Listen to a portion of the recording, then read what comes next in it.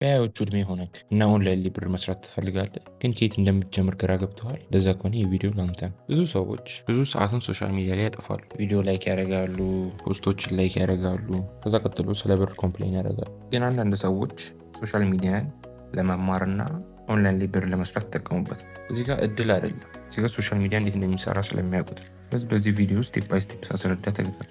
ምንድን ነው ሶሻል ሚዲያ ማርኬቲንግ? ሶሻል ሚዲያ ማርኬቲንግ ፌመስ ስለመሆን አይደለም። ብዙ ፎሎወሮች አያስፈልጋችሁም። ብዙም ህይወታችሁን ማሳየትም አያስፈልጋችሁም። ሶሻል ሚዲያ እንዴት ፖስቶች እንዴት ቪው እንደሚያገኙ፣ እንዴት ፔጆች እንደሚያድጉ እና ሃው አቴንሽን ተርን ቱ መኒ።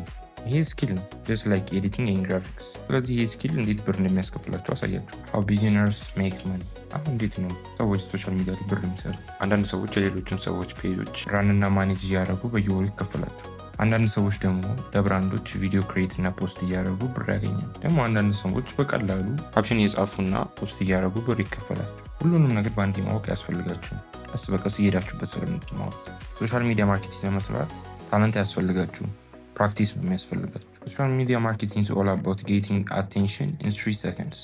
ሲምፕል እና ክሊር በሆነ ወርዶች መናገር አለባችሁ። ምንም ቪወራችሁ ቢያንስ ራሱ በየቀኑ በደጋጋሚ ፖስት ማድረግ አለባችሁ። ከዛም ሰዎች እዚህ ጋር ሁሌ የሚወድቁት።